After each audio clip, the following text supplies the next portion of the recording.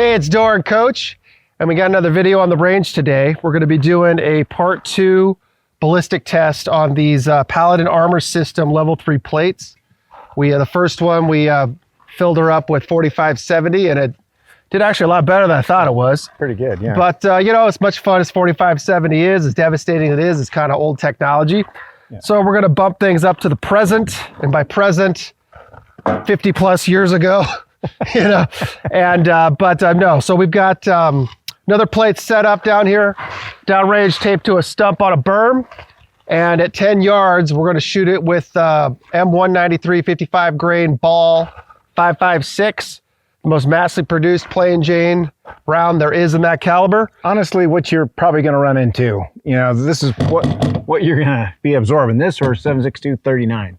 Yeah, so we'll go with this thing doesn't have the best penetration in class, but it has by far better than some of the purpose-built, whatever you want to call them, duty rounds, you know, fragmenting rounds, hunting rounds, anti-personnel rounds, etc. So, and in a previous video, we tested out several different barrel lengths, and the 16 actually beat the 20-inch in penetration.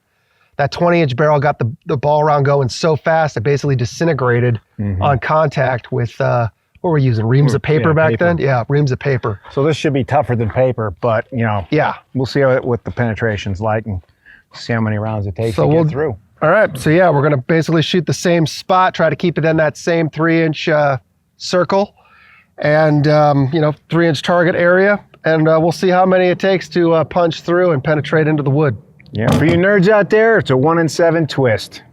Up next. Hey, today's video is brought to us by CCW Safe. We paired up with CCW Safe here on the channel. God forbid if you find yourself in a self-defense situation, violent encounter, you know, good luck. And once you get to that next step, you know, there's going to be that secondary fight. There's going to be that post-incident process. CCW Safe has that down to a science. They will handpick your legal team and send out, if necessary, a investigator to work on your behalf. So check them out below. So check them out in the description below. Might end up being one of the best decisions you ever made. All right, guys, so we put the plate here on this stump here on the berm. It'll have a little bit of give to it, just like if somebody was wearing it. And well, again, we're going to try and localize all the shots in a fairly tight group, and we'll check it and see how many it takes. I don't know. What do you think it's going to take? 10-ish? I'm thinking at least 10. Yeah. I think this is good stuff. Yeah. It might hang on for a little more. Very surprised on the first test, so I'm going to have to... to go closer to maybe 15, 20, we'll see. Right on. Paladin Armor Systems, level 3, up against tried and true, mil spec, 55 grain. Let's do it. Here we go. Got a first shot just above the strike face. Feel the back there. And yeah, it is. There's a bit of a bulge, but intact. Okay, no penetration yet. All right, those shots are about 1 inch apart.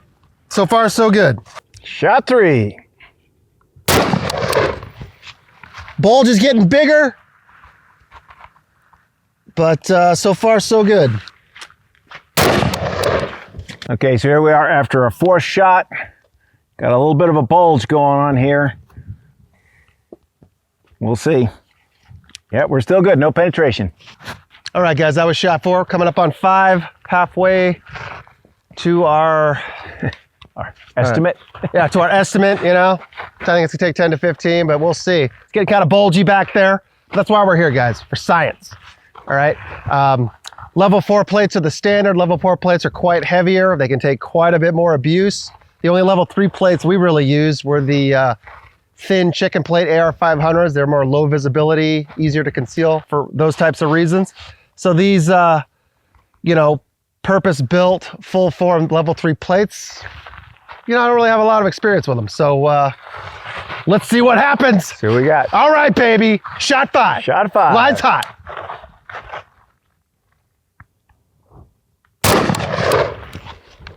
All right, guys, I did it in 5. I guess I was still living in a level 4 world. I don't know. Yeah. Those things could take dozens.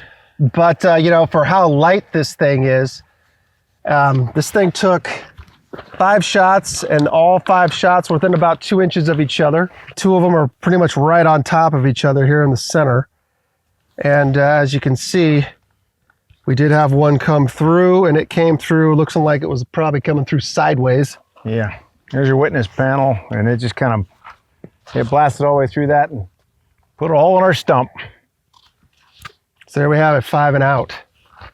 Now, had we, moved these around the plate evenly, gosh, I mean, 5 and 2 inches. This is it's unrealistic, honestly. But I mean, this is I shouldn't say unrealistic. It's your worst case scenario that you keep getting shot in the same spot. Mm-hmm. It is. But yeah, 5. So it took 5 in that 2-inch group. Had we moved them around, I mean, gosh, who knows how many this thing could have taken. Dozens. But there you have it, guys. 5 shots on the Pallet Armor System Level 3 plate. This thing's probably pushing half the weight of a level 4, maybe 2/3. Yeah, and I was impressed what it did against the 4570. Yeah, but that's a big chunk going through there. This is small and fast. Yeah, 4570, very high on the power band, but not in regards to penetration. 556, is going to defeat things a little bit more. It is ball ammunition. It's not purpose-built armor piercing or even close to it. No. But that 1-in-7 twist 16-inch barrel gave us the best penetration on reams of paper during our first barrel length test. So, muzzle velocity counts to find that sweet spot, that 16 to 18 inches is where you're going to get the best penetration, because that full 20-inch burn is getting you up to 3,200 feet per second. Oh yeah.